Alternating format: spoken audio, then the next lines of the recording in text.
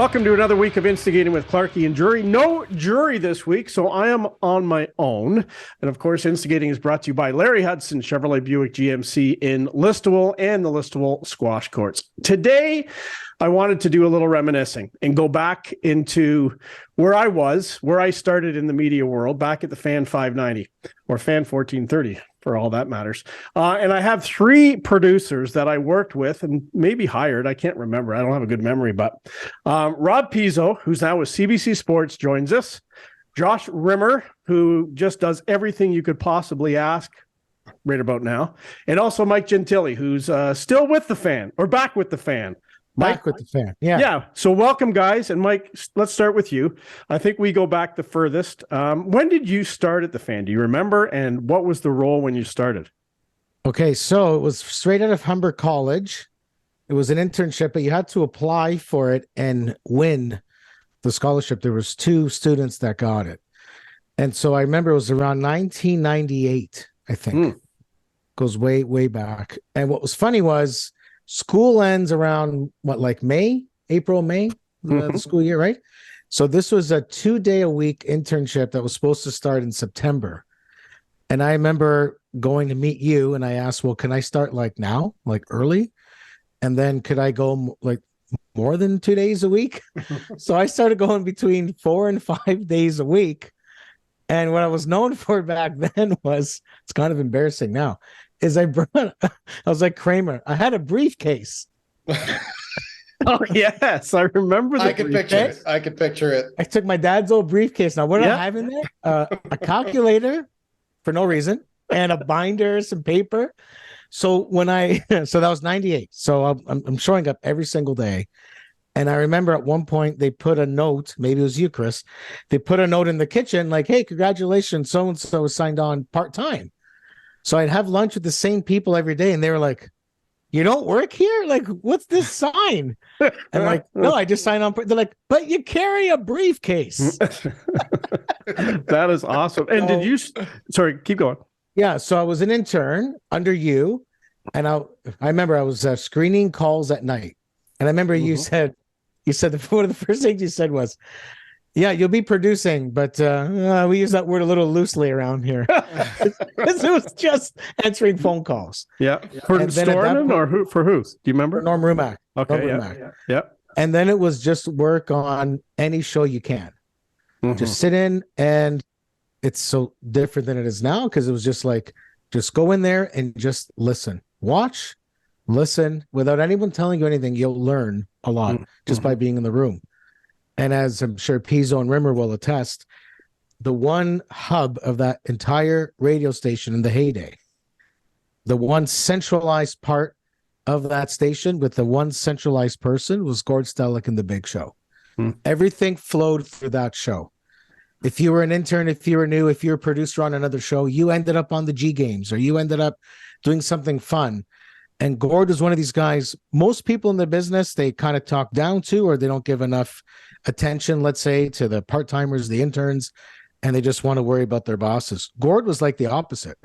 Gord would talk to an intern with as much interest as the general manager of the place, probably more. He was very well, and he's still that way now. And so all of us here, and I see the guys nodding their heads, it all kind of went through that show. And so that was it. You just basically sit in, and you just get ready for someone to go on vacation, and maybe you're going to get called in to try to produce for a week or something. And then you just wait for your shot. Yeah. And you're right. Gord is still the same. He's such a great human being. There's no question about it. And Pizzo, when did you start? Not long after Mike, I would say it was 2002, but very, very similar story. I went to Niagara College and they had the same thing. They had this thing called the Fan 590. Wait a minute. I didn't hire a Humber student. Someone else must have brought you in. You weren't. No, actually you had just left. You had just left. You and I, if you remember, worked together on the junior hockey magazine. Yes, for sure. So that was in the 90s though, right? The junior hockey show? No. That was I started there in 2002, so it couldn't have been, right? You left, but you were still working on but I was still doing junior hockey. Okay, Pizzo was under Metcalf, if I remember. Mike. Yeah. See, that's why I got you guys. I was going to say, exactly. So same thing. We had a thing called the Fan 590 Award. And when I started school, that was my goal. I'm winning this thing. That's all I want. Okay. and they gave me a scholarship, $3,000, I think it was, to pay for my last year's tuition. Wow. And then it was a 3-month internship. Now, unlike Mike, they told me you're in 40 hours a week. You're in every single day. Mm-hmm. So I did. And I remember working with Dan Dunleavy and Barb DiGiulio and Anne Stanley and all these people. And I was basically, told whatever they need, get for them. And after 3 months, they said, well, today's your last day. And I remember going into Scott Metcalf's office and I said, can I have a job? Like, can I please stay? And he said, I'm sorry, Rob, we've got nothing for you. And I said, thanks for coming in and this and that. And I said, okay. I remember going home to my parents' house in Guelph, Ontario, kind of depressed, thinking, I was really hoping this would lead to a job. I was unemployed for 1 full day.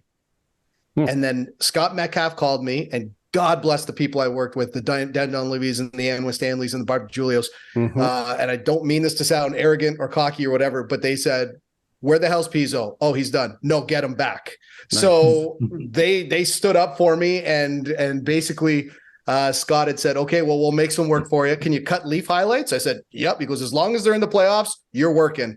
And it was exactly what Mike said. After that, it was, hey, can you do this? Hey, can you do that? And, the best piece of advice you can give anyone when you're starting at a job like that is just never say no. It doesn't matter what the hell it is. Just say yes, because you want your face there. You want those people to say, I don't want him to leave. And then I ended up staying for a long, long time. Yeah, for sure. And Rimmer, now, before you get into your fan days, as Rob just said, you can't say no. Can you list off the jobs you do right now for me? Okay, so I work full-time for TELUS in sales. I work every Super Bowl with the Wounded Warrior Empty football team and Snoop Dogg, and work Radio Row every year at the Super Bowl. I work with Sean Merriman, the former linebacker with the San Diego Chargers, promoting his MMA league, Lights Out Extreme Fighting. I line up guys for autograph signings with AJ Sports World.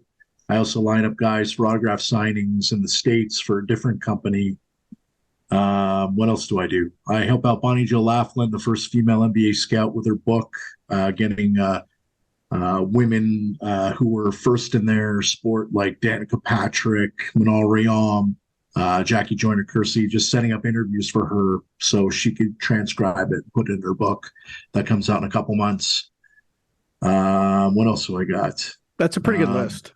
Yeah. He's got a food truck. He has a food truck. You have a food truck? Wait a minute. I didn't know about the food truck. That was new. Yeah, there's that. Yeah, too. I'm part Jamaican, by the way. What's the food truck? I don't have a food truck. Oh, you don't? See, you sucked me right in. I fell for it too. I'm like, I don't have time for that.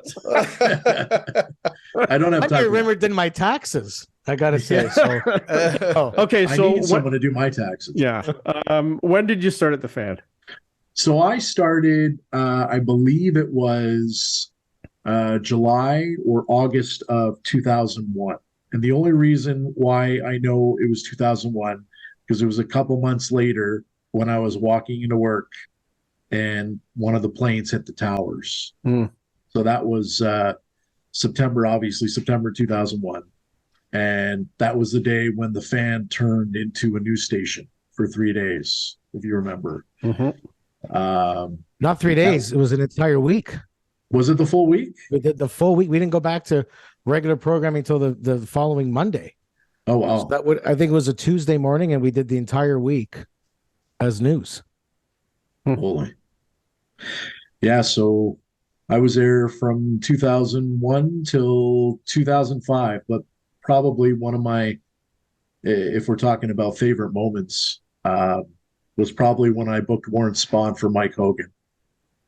That was one thing I'll never forget. I don't know if you guys remember or not, but don't tell us how it happened, how it come about. Well, Hoagie, as you remember, he always wanted to get the biggest guys on his show all the time, and it did ruffle some feathers with other. Everybody did. Let's be honest. Everybody did. But the big board with names on it would always cause a lot of fights, and I'm sure we'll explain that in a bit. But yeah. He wanted Warren Spahn on his show. I called him. I got him on. And at that point, Warren, I think, was in his 80s, maybe even 90s. And it was him and Gino Retta. Not Gino Retta. Oh, man. Who's the guy that did curling? I think he still does curling for TSN. Vic Router. Thank you. Vic Router.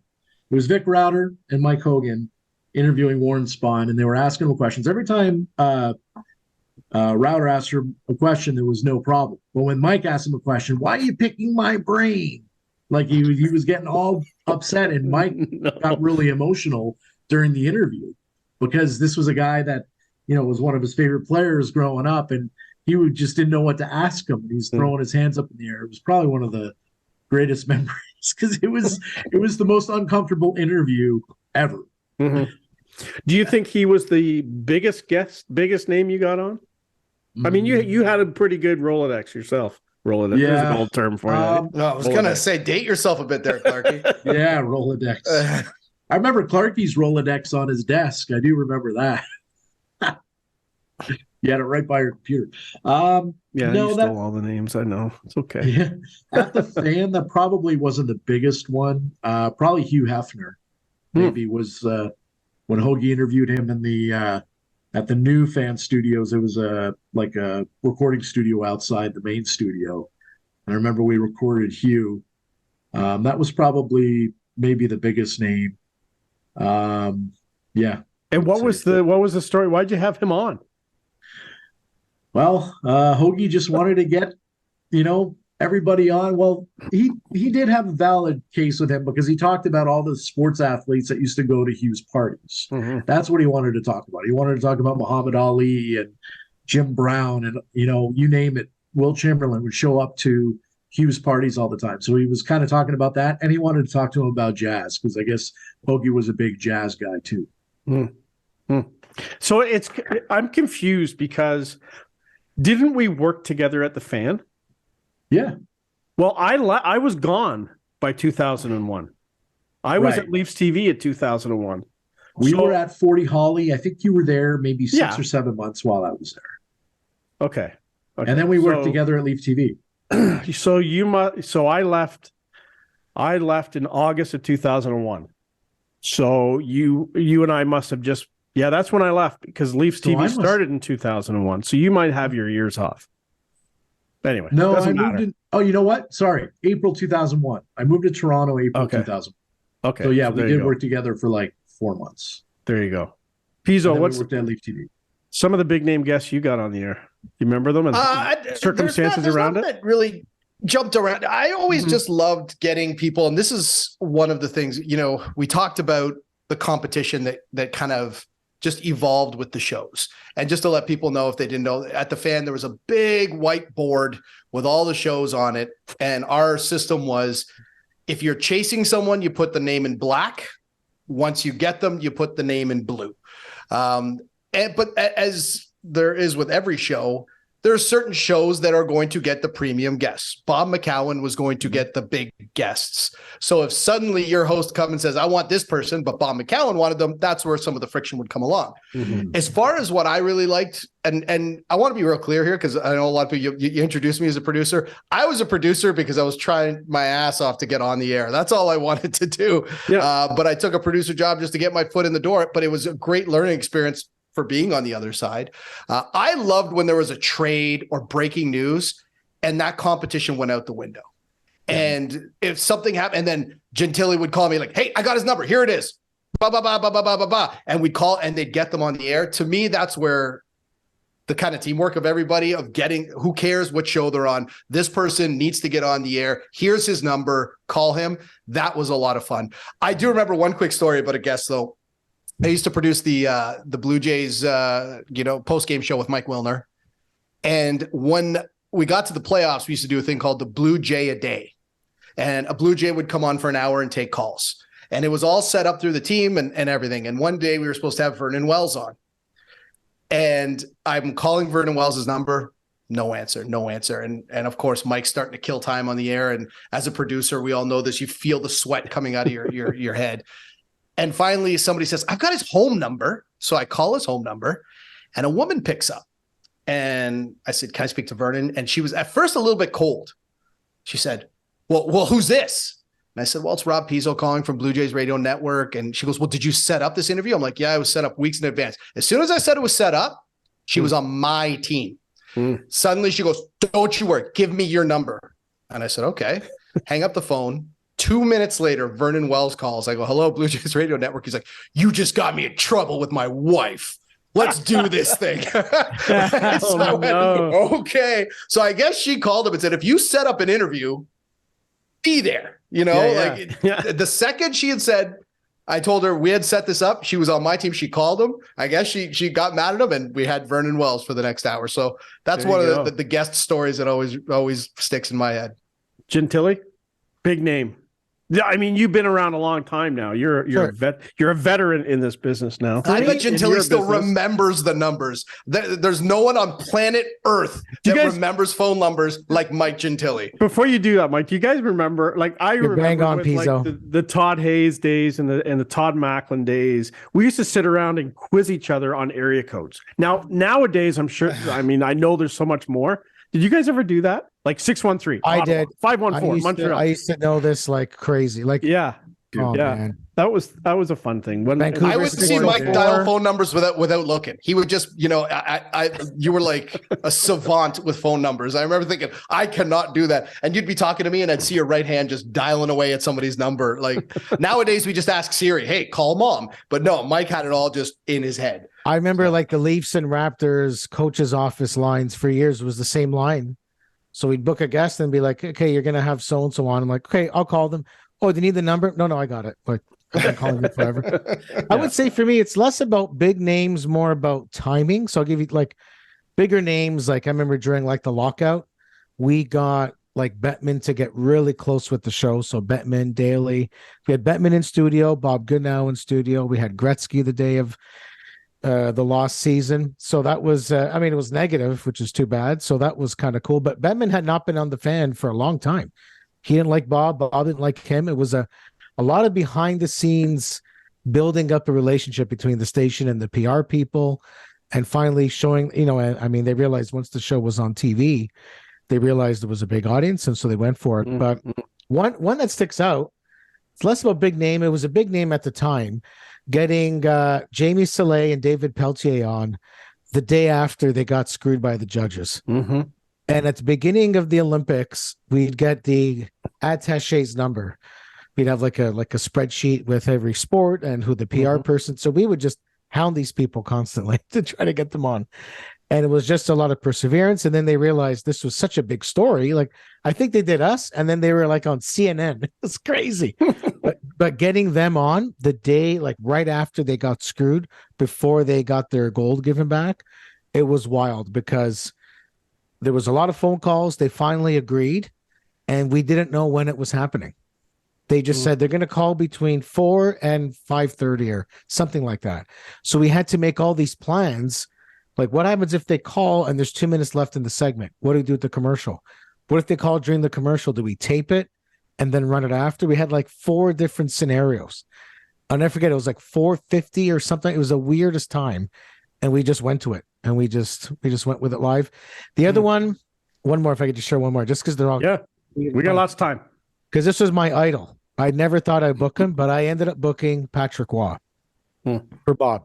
But what happened was the PR guy, you guys remember this name, Jean Martineau, would always kind of insult you when you tried to ask for someone. Right? So Patrick, I think he won his 500th game. There was some kind of reason. And he's like, wait a minute, you want me to book for you the winningest goalie in the NHL? You want me to get him to call your show? Like, almost like, are you an idiot? So I just put the request out and he never confirmed. So I'm like, it's not happening. We're sitting there during the break, right before the 5 o'clock hour, and the phone rings. Hello? And it's like, hello, this is Patrick Waugh. And I look down, I recognize the area code, right? I believe it's 303 or 313. 313 is Detroit. 303 is Colorado. It was definitely him. And I buzzed into Bob. I'm like, we have Patrick Waugh. He's like, when? I go, now. He's on the line. I was like, put him on. Because you don't start to end off. But I guess he had given him the number, but he never, like PR never confirmed. So I just figured we had no chance. But he must have given him the number, and he called. It was crazy. But that was my favorite athlete growing up. So I had no idea when the phone rang it was going to be him, because I was given no lead in that it would be him. By the way, Pizzo, you know the board you're talking about? Do you guys know the board still exists? But the I board assume now, so. right? But the board now is online, so it's a Google Doc. Oh, So you log in, and same thing. You type in the name in black, and when your guest is confirmed, you switch it to blue, and it's the same old thing. that's no People fun putting- though. I used to love seeing someone go up to the board with the blue Oh, marker, yeah. and like, "Oh, who did you get?" You know, right? Yeah. Who? And you'd see the Yes. name, and I would go, "Oh, wow, you You're- got so and so. That's you're right. fantastic." Dude, that Yeah. strut that you would have when Yeah. you picked up that blue marker and just Or the other way around, when you had to erase a name, you're just like you erase the name out of black, and you go, "Ah, shit, he's." Or not if a coming." guest Are we allowed to stiff you? swear on the show? Oh, yeah, that's fine. All right, cool. Yeah. if a guest stiffs you, you'd either erase it, or if you're really mad at the guest, you wouldn't erase it, but you just put a line through the name. Yeah, yeah. Just slowly- And I'm sure there was some producers. Remember, I'm not saying you were one of them, but there was probably some producers who would just write names on there just to screw with you guys, right? I mean, I No? wouldn't write names on there. Well, Hogan would, Hoagie would ask for the moon, and a lot of the guys that I'd be writing on the board would be like guys that are like impossible to get. So, Remember, I was a producer for Chuck Swirsky. Don't talk to me about requesting guys that you can't get. remember, I had I mean- before you. I had Swirs before you, and then I left for That's TSN, right. and That's But right. but guys That like was that, me. who have friends in the industry, they must have helped you guys, right? Like helped with phone numbers or whatever. Did they not? Who, the host of the show? extent. Yeah, like if Swirsky said, "Get this guy on," wouldn't they help you with a number, or would they just say, "Get him"? No, I mean, Swirsky never gave me a phone number except for maybe his color analyst now in Chicago. That was probably the only one. Normally, I would call because I worked at Fox Sports before I came to the Fan in LA, and I'd call them a lot of times for phone numbers if I didn't have them. That's interesting. But the host would never, like Hoagie, never gave me a number. Look, No, you well, got but to some you got guys to wouldn't think about have the them, host too. Yeah, You got to for think sure. the host is only they want to improve the show, so you can't necessarily always right. get angry. They want the best guest. Yeah. But sometimes I'd wake up to a list of people and kind of think, okay, it's 9:00.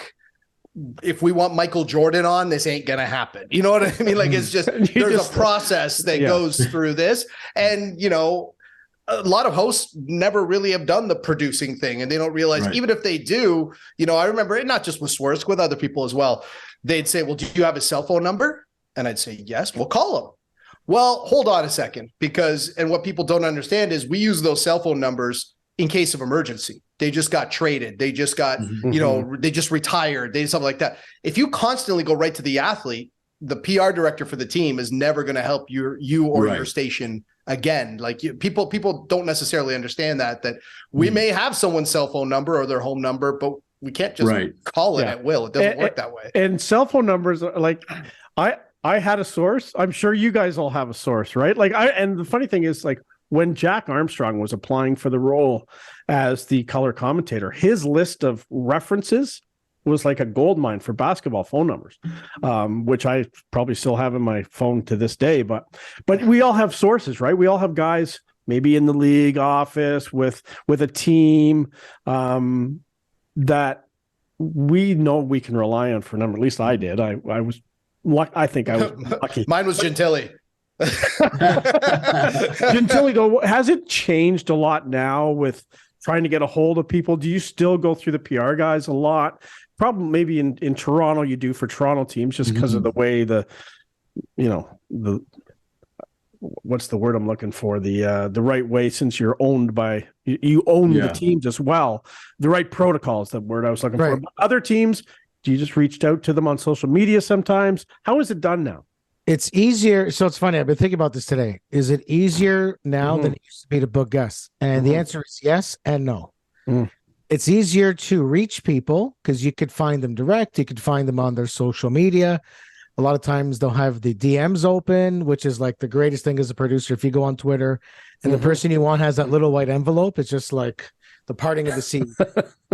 Instagram's a good one. There's like back doorways on Facebook to go in and see where it was registered, and you try to find an email. So getting to people is easier, but getting them to say yes is harder, because how they see the value in it. You know what I mean? There's so many shows and podcasts and bloggers and so many people calling.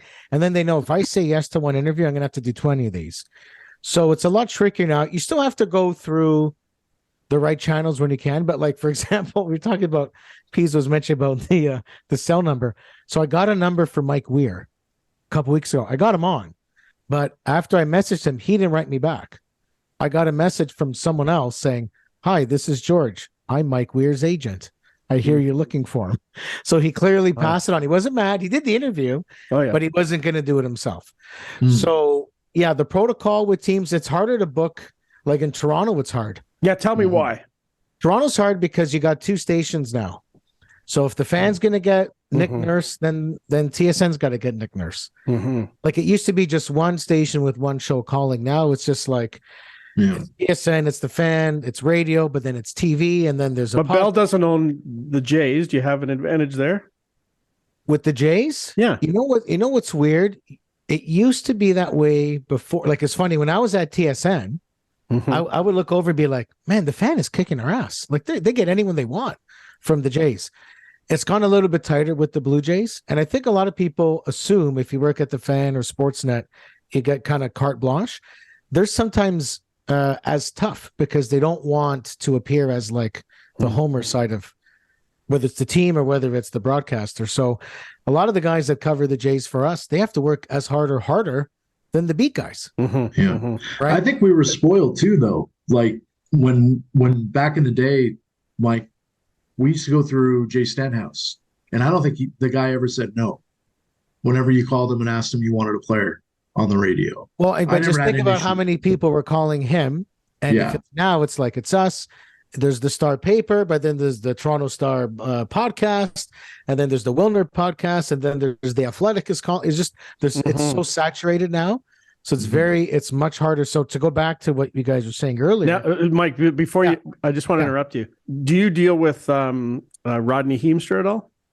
Yes, with the Jays. So Rodney's a listable guy. So next time you talk to Rodney, you just say Clarkey told you, this is going to be heard in listable, so you get him on. It's funny you say Rodney and I play squash a lot. Rodney is one of my favorite people in the business. This guy's incredible. Have you ever heard his story about raising rodents? No. Ask him. Okay, I'm going to ask him. Because ask him about raising rodents. You'll wonder where you got that from. And he was great. Like last year, you're kind of nervous. You don't want to go in. So we're doing our show there.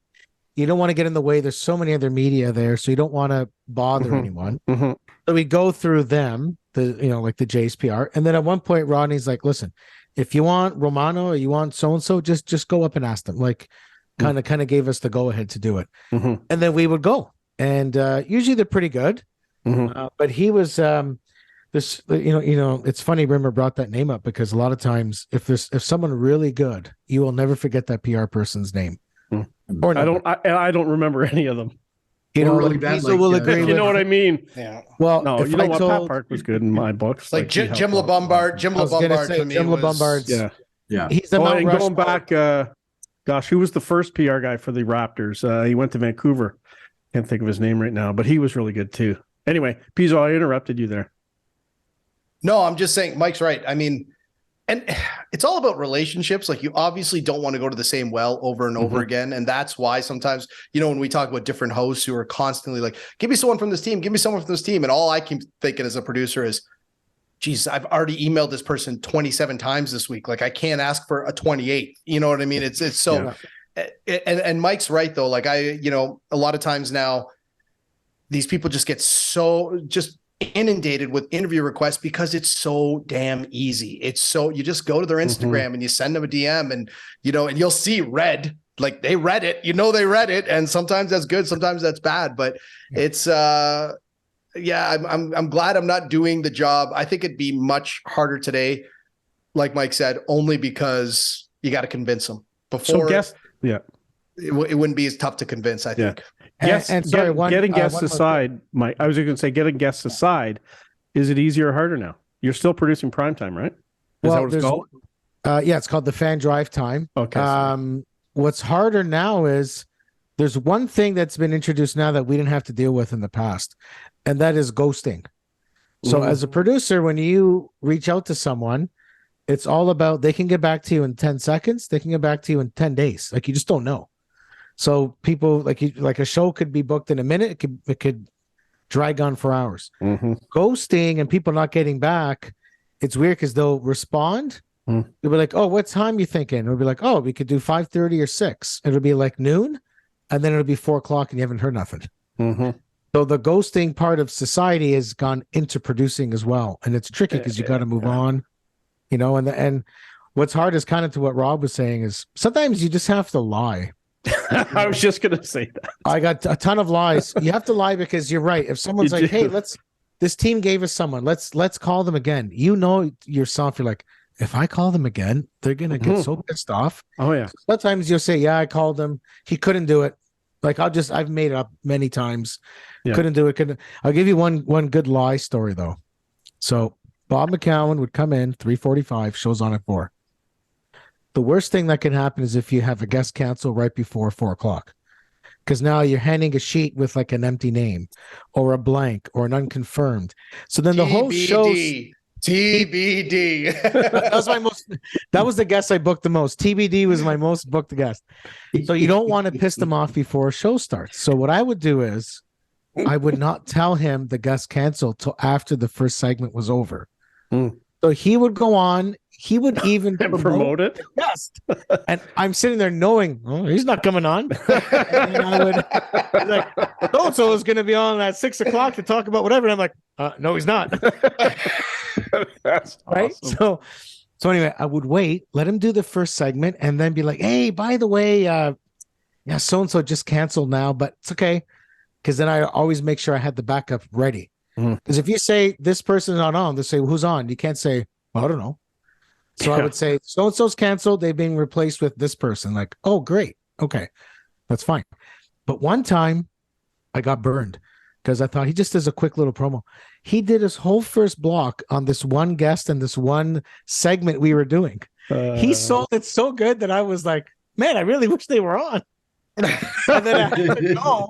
So I waited longer than normal. And I tell them they're not on. He's on the road and his cell phone died. I had to just come up with some like BS story. But yeah, we have to be really good liars. You do. And like one of the things I remember is McCowan always insisted that I get the number. Never rely on the guest to call you, right? Oh, yeah. There's so many times where he would say, you have his number? And I go, yeah, I got his number. He's just not answering. And then that turned into Gentilly, new rule. No more cell phones. Right. I heard that too. Phone. I heard that in 89. Like, no problem. So then we'd have a guest on and the guy would be like, and then Bob would be like, is he on? I'm like, he's on his cell phone. I'm like, nope, landline. That's his office line. Just Meanwhile, a bad one. Yeah. Hey, can I tell one quick embarrassing story about a forgotten guest booking? Of course. In studio. So we do the first. Hold on. Can I just guess? Is this the pinball story? Is this the pinball story? Same team. Oh, that wasn't pinball. It was. Okay, so check this out. So Bob does the first hour of calls. At 4:45, he goes down for a smoke, right? He pre-tapes the business report. I'm in the hallway. I see him leave. And then out of the other eye, I see Adam Rita from the Argos and Beth Waldman, the Argos PR person, standing in the hallway. Yeah, standing in the hallway right in front of the producer's office. And I was like, oh, shit, that was today. And it was an in-studio chat. Bob's now having a smoke. Oh, no. He has no idea Adam Reed is on. Adam Reed and the Argos don't know. And I can't go to them and say, guys, I forgot. And I can't go to Bob and say, I forgot. So I was like running around like Ray Liotta at the end of Goodfellas. You know what I mean? Hey, Pizzo? Oh, I very much know, yeah. So I'm like, okay, run down the hall. Hey, guys, how you doing? Okay. But yeah, thanks for coming in. Yeah, Bob just went for a smoke. He'll be right back. Just hang here for a bit. I'll come get you when we're ready. So I had to make sure they didn't talk until the segment started. Right. So I run down. I catch Bob in a smoke break coming off the elevator. So I'm like, hey, Bob. I'm like, man, you never believe who I just ran into. They're in the building. He's like, who? I said, Adam Reed is here. I just ran into him. He's like, oh, you should see if he'll do the show. I'm like, that's a great idea. Oh, wow. Run back. And then I made sure they didn't talk until the bumper music was playing. So like this never happens. You always bring in the guest before. Yeah. But if I bring the guest in, they're going to say They're like, going to chat. "Oh yeah, we were planned." So I literally waited. I'm in the producer's office. I hear the music playing. I'm like, "Okay, guys, let's go." Bring him in. The music is now started. He's live. In they go. There's a great interview. No one ever found out because as soon as they were done, they left. That's crazy. Wow. Yeah. So can I tell a reverse story of that? So sorry, I thought I could have sworn in my head that was pinball, Mike, but that again, you're right. It was Argos. You were right. So, and when Mike said Mike Weir, this reminded me of my Mike Weir story, which ironically enough, coming on 20 years since he won the Masters. About 3 or 4 months before he wins the Masters, his PR people, and just for people listening, this happens a lot. They called us. And they said, "Hey guys, Mike Weir is going to be releasing his new clothing line. Would you like an interview with Mike Weir?" And I remember it was Dave Cadeau, one of the producers who went on to be, the PD.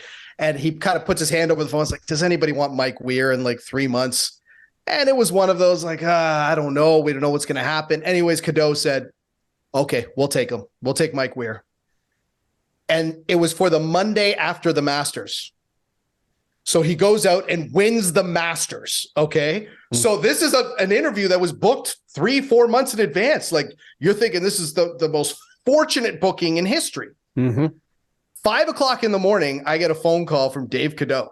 He's like, "They're trying to yank the interview. They're trying to say, no, he's too busy now." And I'm telling them, "No, we had this booked 4 months ago." He goes, "You have a cell phone, right?" This is back when we didn't know. It was not everybody had cell phones. "You have a cell phone, right?" I said, "Yeah." He goes, "Head down to the mall," because that's where he's releasing his new thing. "We need Mike Weir on our airwaves by the end of the day." So he won in 03. I've been doing this less than a year. So I am officially pissing my pants at this point because I have to go chase Mike Weir all around a mall to make sure he gets on. And every time his PR guy's like, no. And I'm like, "We had it booked, blah, blah, blah." So we were supposed to get him on at 10 a.m. It's 4 o'clock. We still don't have him on. And I'm chasing him like his PR. I thought they were going to kill me. So finally, his PR guy goes, "Okay, come with me, Rob." And he brings me into this room all by myself. I'm like, they're so sick of me. They're locking me in a room. I can't believe this. Next thing you know, in comes Mike Weir wearing the green jacket. And he's like, "Hey." I said, "Hi, congratulations." So he sits down and there's a phone there. And his guy goes, "Okay, you're going to do an interview with Bob McCowan." And Weir goes, "It's been a long day. Can I get a beer?" He goes, "Yep, we'll get you a beer." He comes back in with a 6-pack and puts it in between me and Mike Weir. And he leaves. And Weir goes, "You want a beer?" And I was so nervous and so exhausted. And it was the biggest regret of my life. I was like, thanks, but I'm working. And now at age 43, I'm like, how did you not have a beer with the Masters winner less than 24 hours after he did it? But he went on with McCowan, and I've never felt a sense of relief in my life. And that's a story that a lot of listeners, they could have been listening to the fan all day, had no idea. Hey, look, they got Mike Weir. Meanwhile, there's some guy who's less than a year in the industry running around a mall, pulling on his coattails, trying to get it, and didn't even have a beer with him. And all these years later, one of my big regrets, why didn't I just crack a beer and give him a cheers? But yeah, that's what you do to get a guest on the air. And he was on with McCowan for 10 minutes. And then that was my day. That was my whole day. Go. Rimmer, you must have some stories of getting guys. Oh, well, I got one. This is probably the most humiliating thing that's ever happened to me. And it happened to me right before I came to the fan. It was at Fox Sports. This was my first time producing. And Ken Griffey Jr. just signed with the Cincinnati Reds. And my host at the time, I can't remember his name now, Steve Mason. He does radio in LA. He's like, "I want you to get Jim Bowden on the show to talk about Ken Griffey Jr. coming to Cincinnati." And I'm like, okay. And I'd just been producing for a couple months, and I asked, and they had a bullpen there too in Los Angeles. I'm like, does anyone have Jim Bowden's number? One of the producers says, "Yeah, I got it. Here you go." He gave it to me, and I called Jim. I'm like, "Hey, Jim, love to get you on Steve Mason's show, talk about Ken Griffey Jr. Coming to Cincinnati." And he's like, yeah, I could do that.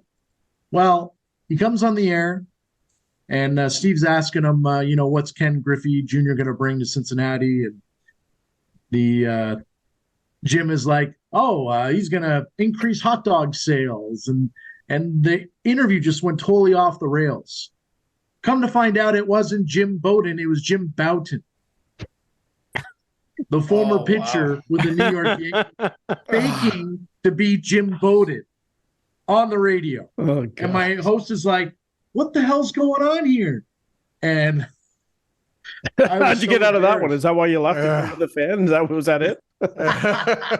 No, but I'll tell you what, I never asked anyone for another phone number because I don't know, to this day, I still don't know if the producer did that on purpose or what, because I specifically asked for the GM of the Cincinnati Reds, and it was pretty embarrassing. And I remember figured it out right away. I remember I think that was Jim Bouton. I had a trio of guys who I remember getting on the air there that still, to me, were the three biggest guests I ever got. One was Steinbrenner, when we had Steinbrenner on with McCown, and it was exactly the same kind of story, like your Patrick Waugh story, Gentili, where I had called down to the Yankees spring training facility at lunchtime one day, and I think I got some guy who answered the phone. I think I got like the fill-in lunchtime receptionist, and I said I was looking for George Steinbrenner, and they go, "Oh, he's not here right now. Can I take a message?" And I said, "Yeah, I just want to get him on the fan radio up in Toronto here to talk about Paul Beeston." Because I think Beeston was leaving the Jays at that time to go to the league. He's like, "Okay, I'll give him the message." I'm like, "Yeah, okay, whatever." Well, sure enough, at like 4:05 or whatever, I get a call, and he's, Chris Clark, yeah, George Steinbrenner here. And I'm like, and I never told McCown a thing, right? Because sometimes you just don't tell them. When you don't think, like, if it's a pipe dream, you're not going to give them any. Well, they get their hopes up, and then they keep asking you. Exactly. Then they keep bugging you. So anyway, I just buzzed into McCown. Gentili's face there was like... Exactly. He knows like, exactly what I'm talking about. Exactly. You just don't mention it. So I said... Mike Hogan asking for, hey, is George Bush coming on today? No. Exactly. So I said to McCown, hey, George Steinbrenner's on the line. He's coming on to talk about Beeston. And McCown didn't believe me. And he went on the air and actually said, because he was taking calls, he said, who's on the phone now? And the guy goes, it's George Steinbrenner. Right? Like, it was a very awkward start to the interview. Anyway, Bob did the interview. The second was getting Lennox Lewis in studio, which I thought was cool. I didn't think Lennox was showing up. I'd called him and he said, yeah, I'll be there. And then I called him again at like 4:30 because McCown was like, better make sure he comes. I'm like, yeah. So I called him and he goes, you don't think I'm coming, do you? I'm like, no, I always confirm all the guests. He goes, I'll be there. And sure enough, he was there. And then the last one, I'm going to say the name and see if you guys have any idea who he is. Harold Mush March. Name ring a bell? No. So when I did a show for the closing of Maple Leaf Gardens with Hogan, I'm pretty sure he voiced it. We went out and we did a whole bunch of interviews that day, or for over a course of a month. Harold Mush March scored the very first goal at Maple Leaf Gardens. And he was still alive. He was 90-something years old. I got a hold of his son. His son said he's in a home. He can talk, but it's not very good. But I will go to the home and I will put him on the phone. So the only clip we used was him saying, I scored the first goal at Maple Leaf Gardens, you know? And there was gold. It was like goosebumps. Wow. It was unbelievable to get the guy who scored the very first goal at Maple Leaf Gardens. And that was 1999, and what, it opened in 31. So he was an old guy, and it was just something that really stuck with me. Before we let you guys, are you guys good for another 5 minutes or so? You good? Sure. Yeah. Okay. Pizzo, any fun stories that you remember? Yeah, there's one story that I've told this story so many times. So at one point in my time at the Fan, one of my jobs was when we had a new intern, they kind of just said, Pizzo, we got a new intern. Show him the ropes. Bring him in, show him where to go, what he's got to do, blah, blah, blah. So one day I get, the tap on the shoulder, Pizzo, we got a new intern. He's going to be at the elevators at 9:00. Meet him and show him the ropes. I'm like, okay. So I go, I'm waiting outside the elevator, and the elevator opens up, and it's this young kid dressed to the nines. I mean, a full suit, briefcase? Like perfect. Yeah, no briefcase, but perfect suit. Shoes shine like mirrors, like just he was ready to go. So I kind of go, okay, come on in. I kind of joke with him. I go, in the future, t-shirt and jeans is fine. It's an all sports radio station. We come into what we called the bullpen, all the producers. 2 minutes in, everyone's like, look at this guy. Hey, you don't need to dress like this for an all sports radio station. So this kid's been here 5 minutes. He's already getting ragged on. Everyone kind of scatters. It's me and him in this room. And all of a sudden there's a knock on the door and we look over and it's Bobby Orr. And Bobby Orr says, hey guys, I got an interview. Where's the studio? But he's looking right at the intern. And the intern just froze, just goes, and I had to jump in. I go, Mr. Orr, just go down this way, turn left. It's right there. He's like, okay. And then the kid's like, I can't believe I just met Bobby Orr. I'm like, well, you kind of didn't. Like, you didn't say a word. He asked you a question. You didn't say anything. So this kid's day is going great. Interview ends. Bobby Orr comes in the room just to say thank you for showing. So he looks at me and goes, oh, thanks for telling me where the studio is. Like, no problem, Mr. Orr. Like, I'm a hockey fan too. I'm excited. This is Bobby Orr. And he looks over at the kid. He goes, what's this kid? An intern doesn't know how to dress for an all sports radio station. So in a matter of 30 minutes, and I don't know the kid's name. I don't even remember for $1 million. In 30 minutes, he got made fun of by me, got made fun of by all the producers, got just tongue-tied in front of Bobby Orr, and then mocked by Bobby Orr, and he left. And this is by about 9:45 in the morning. Every time I tell that story, I don't know who he is to this day, but oh man. Yeah. And I just retire right there, kid. And then I had to say to him, like, by the way, the Bobby Orrs of the world aren't just always like that. This is not a regular day where they're just strolling in saying, hey, where's the radio studio? Like, he must have thought this is the greatest place on earth. But the next day he showed up in a t-shirt and jeans. Rimmer, what about you? You never had any fun, eh?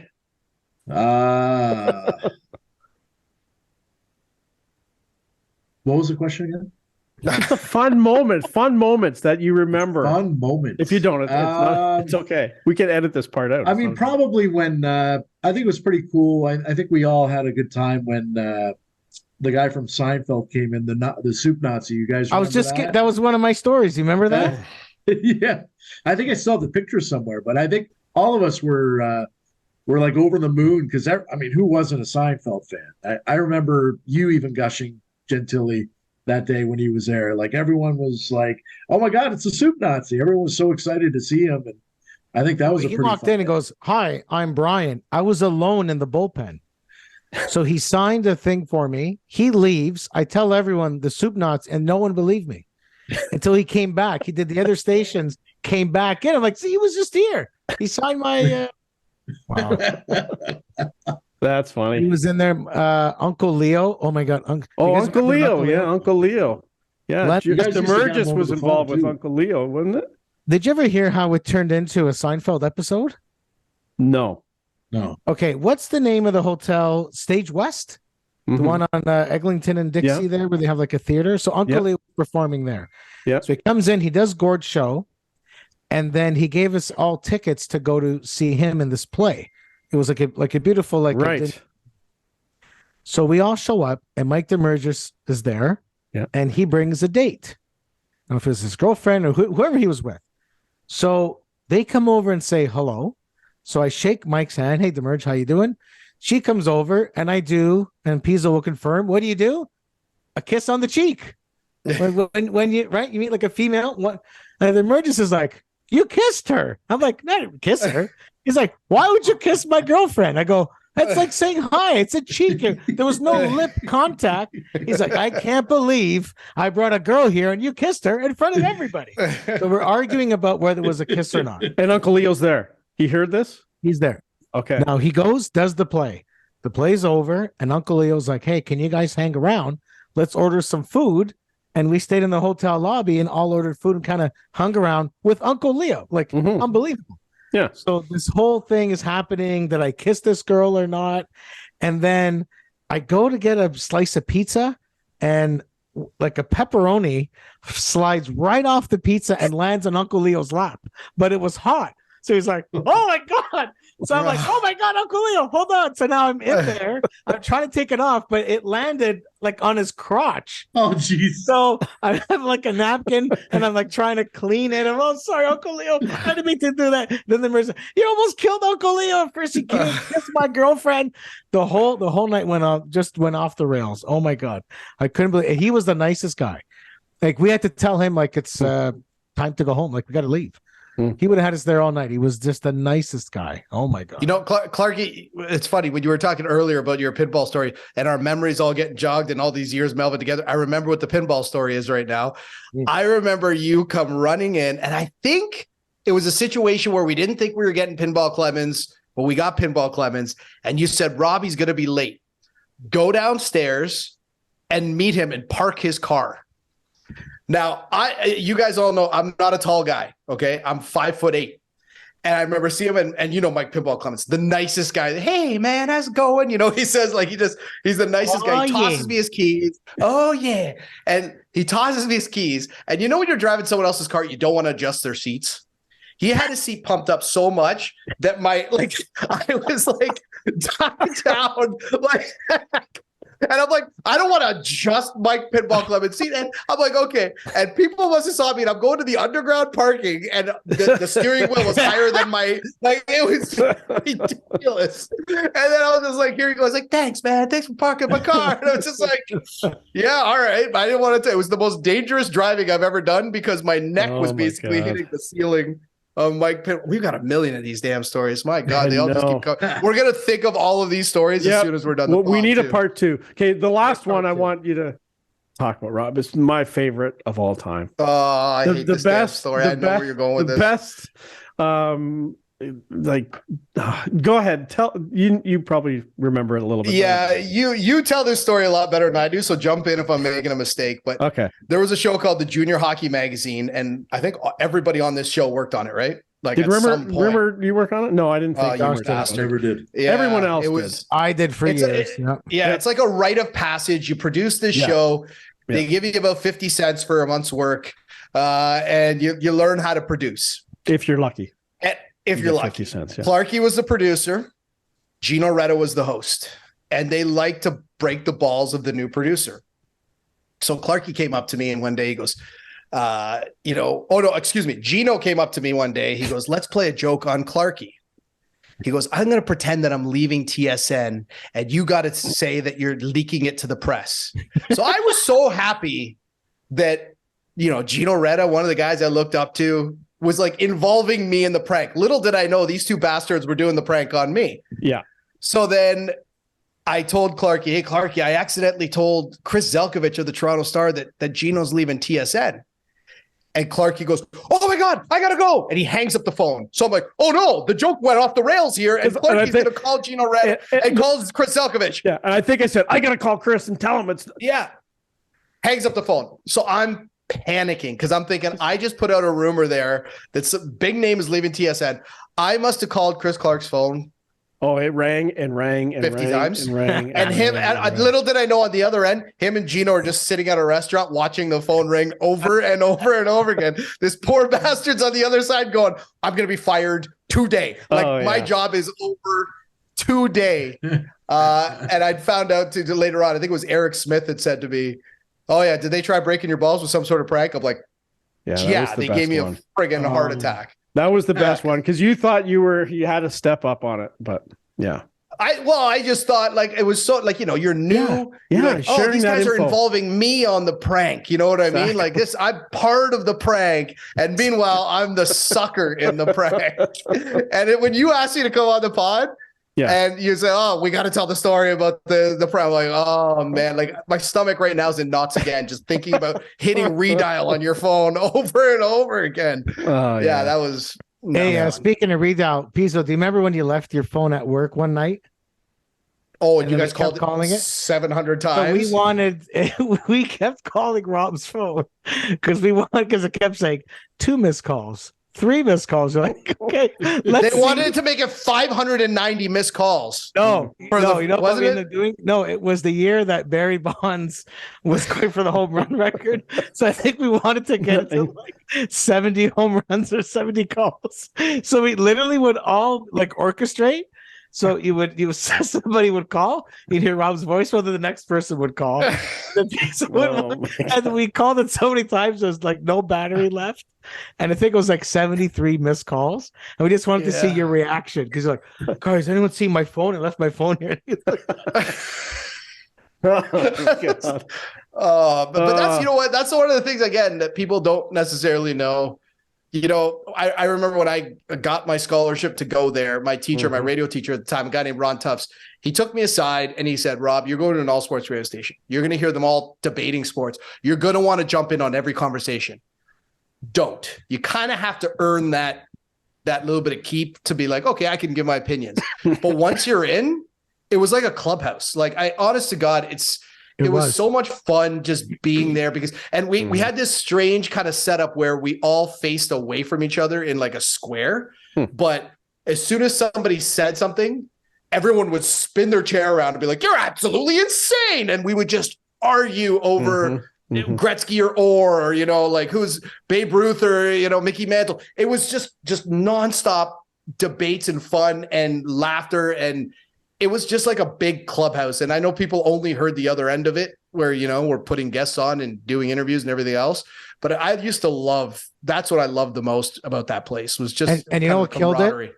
What killed a lot of that is, COVID fast forwarded everything, but what killed it was online made it possible to produce from home. So you used to not start your shift till you got to work. So if you got to work an hour late, you're working an hour less to get your show done. So you fly into work and you hope you see that little red light on your phone. So there's a message. That means at least I have one guest booked for today. And you work all day, finish your show and go home. Once computers and everything else came about, you're texting. You don't have to be at the office as much. Even before COVID, people started coming into the office less. Then once COVID started, they were home. And now there's like, in the modern way of it, it's just different. It's just not as much ships crossing. It's like there's the show that's next that's on deck and the show that's currently on the air, and then they cross over. But you're not all like we never have a situation with like 4 or 5 producers there anymore. It's just changed because now you don't have to be there. We only went there because you had to. Like there was no choice. Yeah. It has changed for sure. No question about it. Guys, we are out of time. I hope all our listeners and viewers got as much enjoyment out of this as I did. Rob Pizzo, you're with CBC Sports now. What are you up to on a daily basis? What's your daily basis? Oh man, I'm doing a lot of like long form, you know, shorter form docs, excuse me. Yep. So, you know, I did a series called I Was in Net For, where I took famous goalies who were in net for famous goals and interviewed them about it. I'm doing something now called Unknown History. The most recent one is all about the 2002 women's gold medal game, Canada and the US, and the whole, hey, they had our flag on the floor and now I want to know if they want us to sign it and whether or not that actually happened and where that came from and stuff like that. Obviously, we're always geared toward the Olympics. And I also co-host a podcast for The Athletic every Wednesday as well, a hockey podcast. So keeping busy, but always got time for you, Clarkey. Thank you. And Rimmer, tell us about TELUS. Are you selling? What are you doing there? Just small business, B2B, for cell phones, security, and Business Connect. But that's my full-time gig. But if I could promote it, we have a big fight coming up in Burbank, California, Lights Out Extreme Fighting on May the 6th. It'll be on Fubo Sports TV. You can download it for free. And that's going to be a big event coming up. I believe there's 12 fights. It's going to be earlier, starting at 3:00, because I think there's a big UFC fight that night as well. You can always invite me to go help, by the way. Yeah. Like if you need someone, if you need someone to go with you, I'm your guy. Your dad's been on the show, Jeff Rimmer, the voice of the Columbus Blue Jackets. I guess he's getting ready for Connor Bedard next year, gearing up for that. Gentilly, thank you. You're still with the Fan. We're back with the fan, I guess. Back at the fan. It was what's it called? 13-year Drive Time absence. Podcast or something? It's a podcast, right? Or So the afternoon show, we're funny enough with Ben Ennis, who is someone that we knew when he was young, starting there as well. So I produced that show 5 to 7, and then I've been doing some on-air stuff as well. Just started that in the last 6 months or so. So I'm usually on Sportsnet Tonight or something like that in the evenings. And, yeah, that's been fun. It's been really good. That's like a story for another day. No, for sure. And like Pizza will tell you like what it took to go from a producer to getting on a microphone, and how it's evolved and changed, and what's good about it, what's bad. It's like a whole other episode that's worth discussing. Yeah, for sure. Well, thank you guys. I appreciate it. And that wraps up another edition of Instigating with Clarkey and Drury. Ryan will return from the Dominican next week, I am sure, and we'll have some fun next week talking sports once again. You can watch the show every Friday, 8 p.m. on Whiteman TV Channel 6. It debuts on our YouTube channel at 9 o'clock on Friday nights. Please subscribe. You can catch us on the socials as well, Instagram and Twitter at Instigating Pod. Until next week, Chris Clark. See you later.